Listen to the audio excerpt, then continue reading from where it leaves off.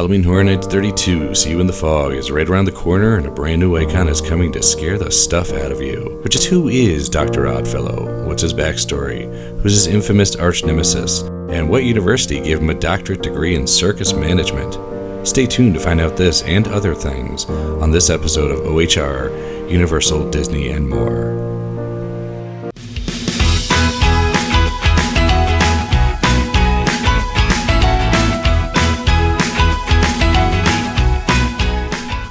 Hey everybody, and welcome back to another episode of OHR, Universal, Disney, and More. I'm Adam, and thank you for joining us. Dr. Rich Oddfellow first appeared at Halloween Horror Nights 10 in the year 2000. At the time, his backstory was limited to his relationship with that year's new and first original icon, Dr. Oddfellow's arch-nemesis, Professor Evenfellow. Just kidding, I'm talking about Jack the Clown. Despite donning the moniker of doctor, though, Dr. Oddfellow is in fact not certified as such by any known reputable authority. In fact, instead of being a real doctor running a successful practice or field of study, he runs circuses. And with regards to his clients' pain and suffering, he is more on the supply side of that relationship. During Halloween Horror Nights 10, we learn about Dr. Oddfellow and his relationship to Jack the Clown. Now, I'm not exactly sure about how much was learned back in the year 2000, because after scouring the internet for years just to make this video, for you, specifically, you're welcome, I am not certain if it was revealed/known that Jack the Clown was murdered by Dr. Oddfellow long before the event. The problem comes in with the fact that the house introducing Dr. Oddfellow seemed almost unrelated to his backstory. So the only way to know the story would have been from the original printed/advertised information they released at the time, and that seems hard to find. As the Halloween Horror Nights 10 story goes, though, according to the Halloween Horror Nights Fandom.com wiki page, Dr. Oddfellow owned a carnival called Dr. Oddfellow's Carnival of Thrills. Jack the Clown worked for Dr. Oddfellow's Carnival of Thrills as a junior accounting manager of payroll audit claims. Just kidding, he worked as a clown. Also, for some time reference here, the original storyline had these events taking place in 1920, but the canon date has changed to 1939 with this year's Halloween Horror Nights 32. I'm not sure why, but it did, so 1920 just got a little brighter. While working at Dr. Oddfellow's Carnival of Thrills, Jack murdered 13 children while touring some southern states. At some point, Jack began to feel the FBI was onto him, and so he went to Dr. Oddfellow to confide in him about the murders and see if Dr. Oddfellow would conceal him. Dr. Oddfellow was angered by this, though, because he was wanted by the police for several accidental deaths of patrons at his circus, and he felt Jack's murders would attract unwanted attention. So, two things here. One, this circus sounds awful. I mean, nowhere in this story does anything mention this place having something fun like an elephant or cotton candy.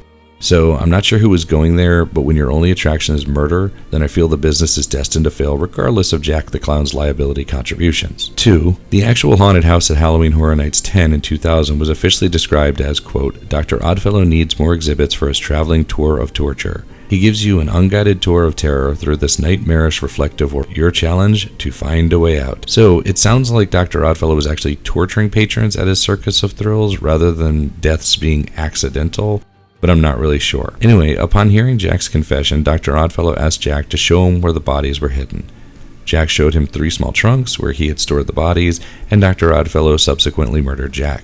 He then stored Jack's body in a large jack-in-the-box with the letters J, A, C, and K on one of each of the 4 sides of the box. He then placed the jack-in-the-box along with the 3 trunks of bodies that Jack had murdered in the, quote, House of Horrors section of his carnival. So, once again, worst carnival ever.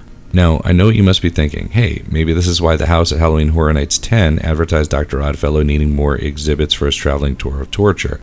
Like, Jack and the children are the tortured ones? Well, maybe. I don't really know. It's possible that the canon story was just choppy here, because again, Dr. Oddfellow put Jack and the murderees in something he called his, quote, House of Horrors, but the name of Dr. Oddfellow's house at Halloween Horror Nights 10 was the Fear House, which was a fun house, but with fear. Hey, real quick, what's the difference between a fun house and a fear house? Unear. Get it? Unear, as in UN/EAR. Fun drops the un and adds ear. EAR. Yeah, it's funny. Really funny. Anyway, this house was located in the New York area of Universal Studios with an entrance on Sting Alley in the building that is now Starbucks and Ben & Jerry's ice cream. Analysts and reviewers are still debating which was scarier, the Fear House or the prices at these establishments.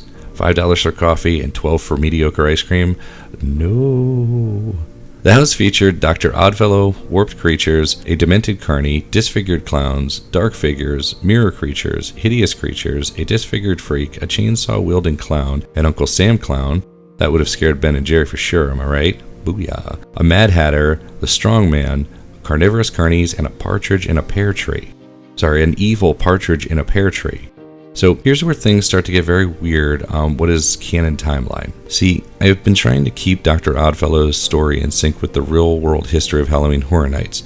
In other words, trying to not reveal more about him than what people knew of his story over the years as they attended Halloween Horror Nights. My logic here is that if I just want to tell you his story, then I can simply read the promotional material from this year's Halloween Horror Nights 32. But if you really want to know his story as a character over the years, then I need to deliver his story based on how it was revealed during the history of Halloween Horror Nights. That being said, I'm going back to Jack the Clown here. As mentioned before, the Fear House at Halloween Horror Nights 10 featured Dr. Oddfellow, so it must have been from/represented a time before Dr. Oddfellow sold his circus. Because, yes, according to the story, Dr. Oddfellow sold his circus a few years after murdering Jack. Who would buy a circus of death thinking it was a good idea that would make profit? I don't know. Maybe the same person who designed the guest experience at Disney's Galactic Star Cruiser. After selling the circus, it wasn't long before it went out of business, though it probably lasted longer than Disney's Galactic Star Cruiser. Parts of the circus were sent to other states, which included Dr. Oddfellow's House of Horrors, where Jack and his victims were kept. As time went on, the House of Horrors ended up in a junkyard in Louisiana and was found by a BBC documentary crew working on a special they were calling Great Dark Rides of America. And yes, that sounds totally believable and fitting to me that the BBC would think a dirty, cheap, dark ride from a murder circus would be considered great while skipping over Disney's Haunted Mansion or Small World.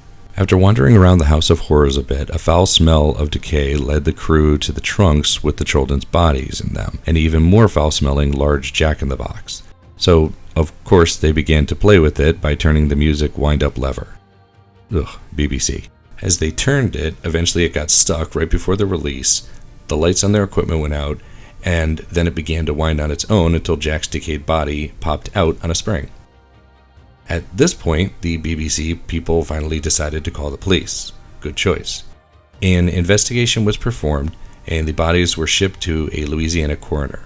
All except for Jack's, however, as the van carrying his box and his decomposing body went missing in the swamp on Halloween night. Shortly after, the crew of the BBC that found the bodies turned up murdered, creating the saddest casualty of them all, the unfinished documentary about Great Dark Rides in America.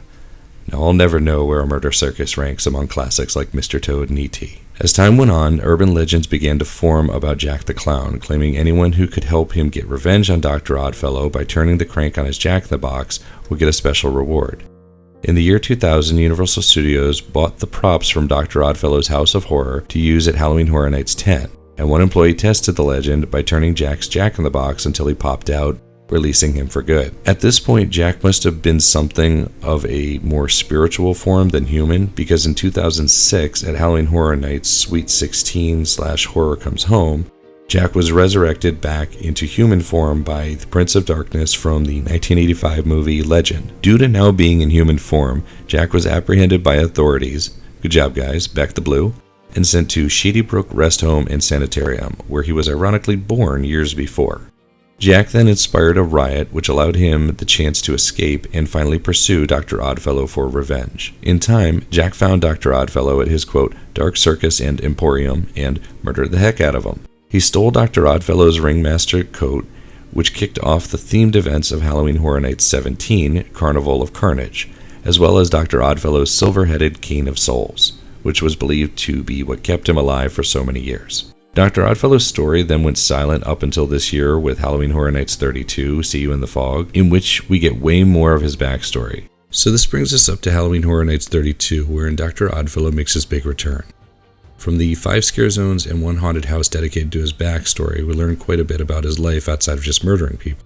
Well, more accurately, we learn more about the many ways he has murdered people, as he doesn't really seem to have any other major hobbies. One of the first things people have noticed about Halloween Horror Nights 32's Dr. Oddfellow is that he looks very different than he did 23 years ago. Now, you might be thinking this is one of those highly offensive race swaps you see major studios doing these days, because apparently everything is fine about some character in their story except their race. I don't get it. But I don't think that's the case here. I sincerely believe this is different.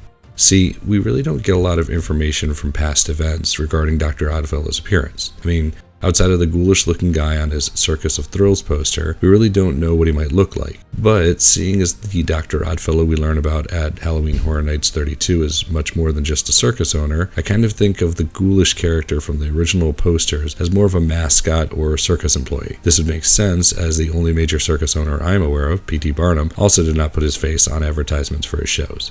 The other reason I think Dr. Oddfellow seems to have a new appearance is due to Universal's creative team just being brilliant. Once again, Universal is under budget constraints due to the historically bad economy and because they are building so much, including a whole new theme park.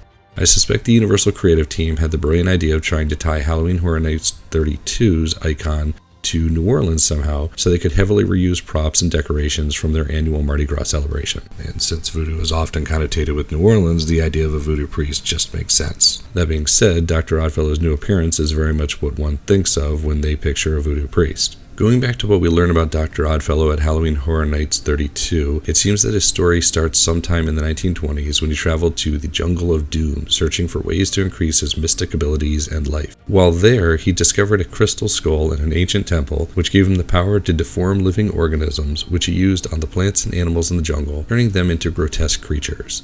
The skull is what would top his Cane of Souls from that point forward.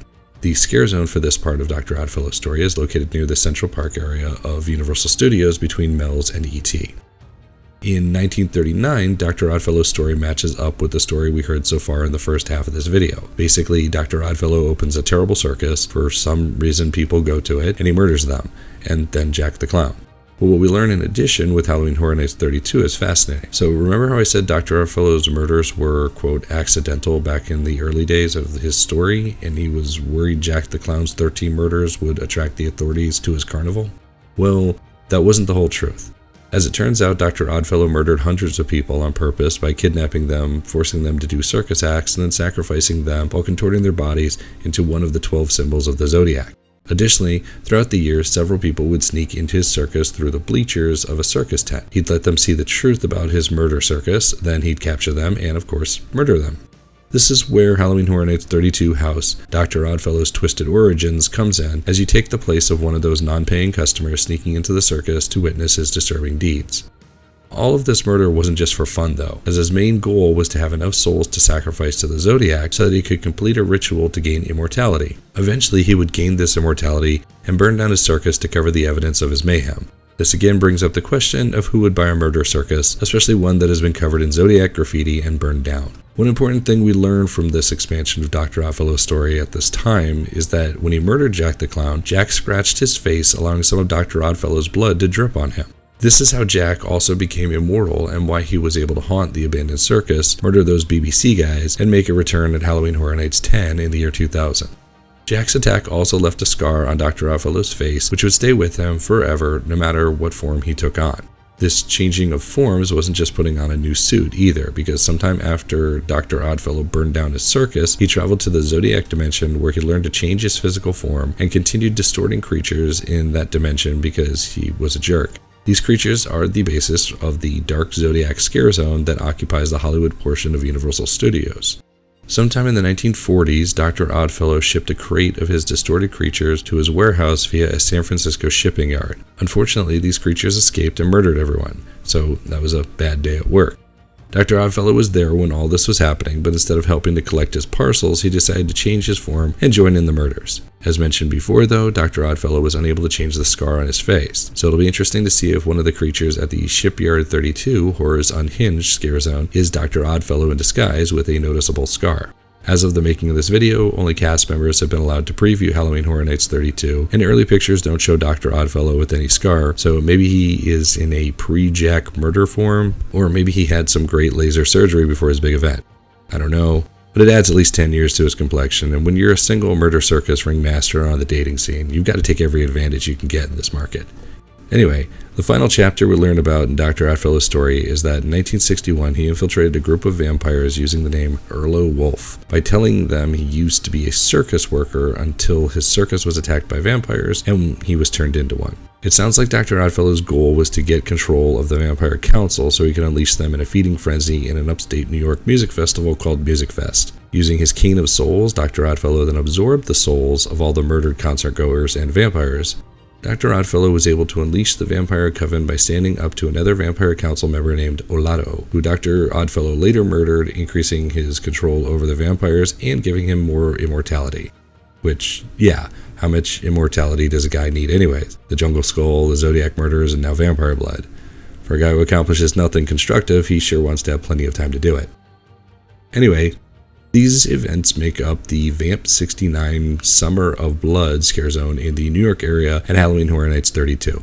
So, that brings us to the end of our story about Dr. Oddfellow, a murderous voodoo circus entrepreneur, a Zodiac enthusiast, and a fake vampire hippie. What's not to love about this guy? I hope you enjoyed this video, and that learning this backstory makes Halloween Horror Nights 32 even more interesting for you. As always, thank you for watching OHR, Universal, Disney, and more.